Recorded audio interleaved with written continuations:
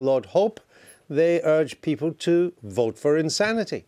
They want to make all MPs wear the slogans of any companies that they do work for, just like Formula One drivers and snooker players, and introduce a 30-day cooling-off period for general elections, so you can get your vote back if you aren't happy. They have fiscal plans too, such as introducing a 99p coin to save on change, and complicating the UK tax system so it'll be too hard for corporations to find the loopholes. They also promise musicians free transport on trams and buses as a thank you for bringing joy into people's lives. And Looney Party leader Howling Lord Hope is with me now. Welcome back on the Daily Politics. You say that your 2017 manifesto is soft in the centre, not quite right, or is it loony left? Which one would you say? Al dente. What does that mean? Soft in the middle. Soft in the middle. We don't want a hard one or a soft one. We want al dente one. Soft in the... You must be very proud that it's not in any way fully costed. Well, to be quite honest with you, the Monster Raving Looney Party has a very good idea of what should happen with Brexit. If and when we come out, we then declare ourselves the offshore tax haven. We are the biggest island that Europe's got. Jersey, Guernsey and the Isle of Man become our satellite islands.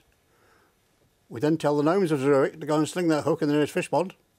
We would then own Europe without Europe ruling us. Does Zurich still have... Only the Looney Party would think of this. Does Zurich still have gnomes? I think so, don't they? That was Harold Wilson that talked about the gnomes of Zurich. Yes, anyway, I mean, they're still there as far as I that know. may well be adopted. The Chancellor has talked about a different economic model if we were not to get a deal on Brexit. And I see that UKIP has adopted your immigration policy of one in, one out. Yes. You're ahead of your time. Of course we are. We're always ahead of our time. We found that if we put an idea in a politician's mind, over a year it becomes his idea and they act upon it. And over the years we've got many, many things through Parliament, as you well know.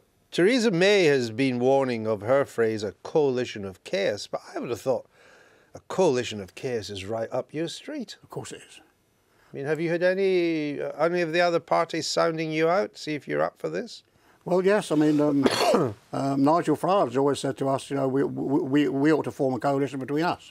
And I always said to him, yes, Nigel, UKIP, we sleep. I mean, you've had other... Very well. You've had other ideas pinched by parties. 24-hour drinking, pet passports. Passports for pets. What of your current policies do you think the other parties will pinch? Well, I think Jeremy Corbyn has been talking about a bank holiday on St George's Day.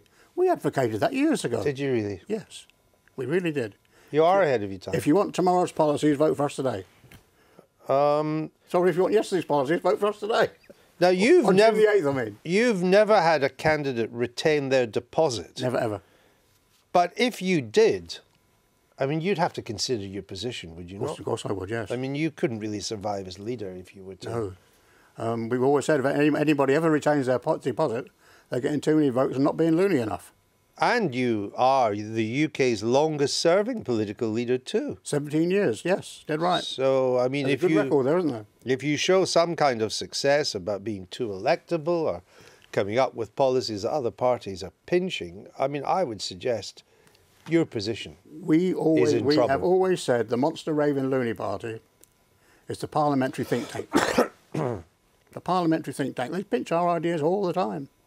There's nothing we can do about it. Who's doing the thinking in your party? Me, all the other members. In fact, on our looneyparty.com, if you go on there and click along the top, there's a piece on there you can send in your own policies. And at our party conference in Blackpool, we then look through them, see which ones are good and see which ones we're going to use. Anybody's policies we can use. Have you dropped what was your solution to global warming, which was to put the air conditioning units on the outside of buildings? No, we haven't dropped that at all. That's still central. I'm glad you remember that. Well done. Yeah, well, I thought it was interesting. Yeah. What do you make of this constitutional proposal that there can be a 30-day cooling-off period after you vote? So you can decide if you want to take your vote back. You reduce the voting age to 5 years old, because that's how MPs behave at PMQs, and relocate Parliament to Wormwood Scrubs to save MPs the commute. Quite hard to find a consensus for that. It's been a great honour meeting Howling Lord, actually, and I think this is your 25th contest of the polls. I think there should be a father of the polls, like there's a father of the House, and I think it would be you, wouldn't it? Because it's 25 elections in a row. Yes. It's glorious. You're part of the continuity of the realm. Wow, you never thought you'd hear that, did you? No. I'm a constitutional expert. No, no. Well said, sir. So well you said. are. Well, thank you. Thank you for being with us today. Thank you. Thank you very much. Now, with a roundup of the craziness elsewhere in the election campaign,